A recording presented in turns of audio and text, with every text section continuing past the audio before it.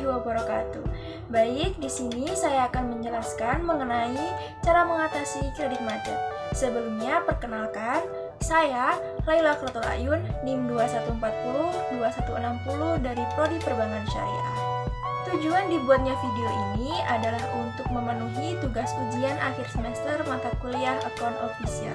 Sebelumnya, di sini saya akan menjelaskan mengenai prinsip kehati-hatian bank yang dilakukan sebelum memberikan pinjaman atau kredit kepada nasabah. Prinsip tersebut biasa kita sebut dengan sebutan 5C. Yang pertama adalah karakter, yang kedua adalah kapital, yang kedua adalah capacity, yang keempat adalah collateral, dan yang kelima adalah condition.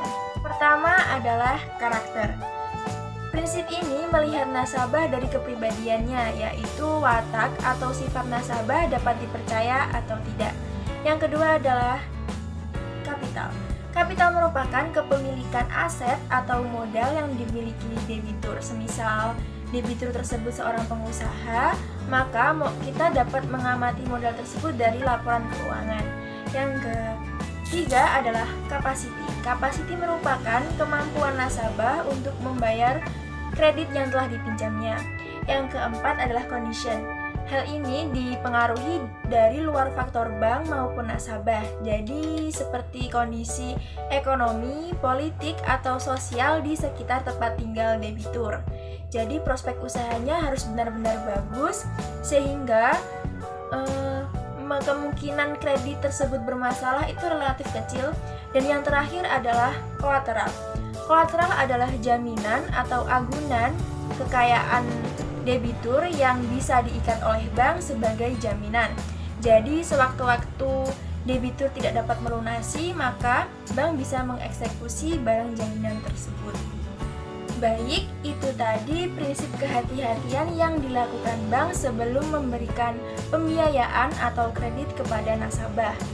Lalu selanjutnya kita akan membahas mengenai permasalahan kredit. Penggolongan kualitas fasilitas kredit debitur terbagi menjadi 5 golongan.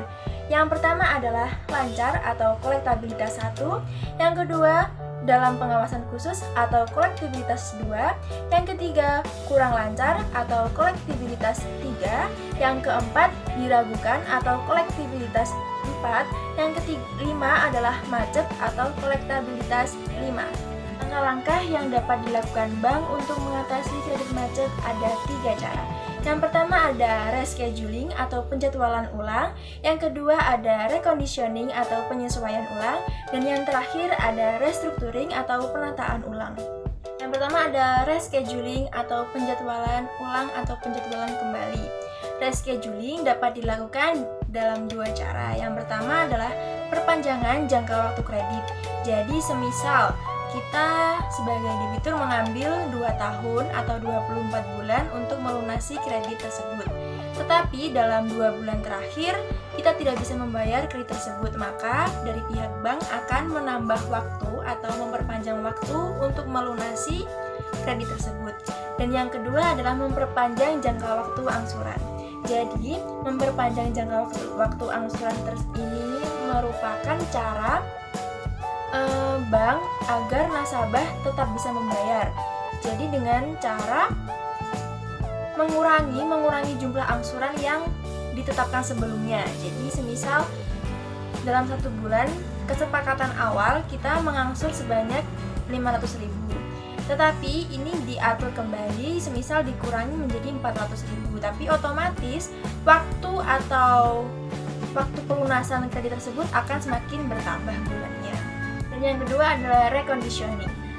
Reconditioning dapat dilakukan dengan 3 cara. Yang pertama adalah penurunan suku bunga. Agar lebih mempermudah nasabah untuk melunasi kredit tersebut, maka bank akan menurunkan suku bunga yang sebelumnya semisal 2% menjadi 1% atau 0,5. Dan yang kedua adalah pengurangan tunggakan suku bunga atau bunga kredit.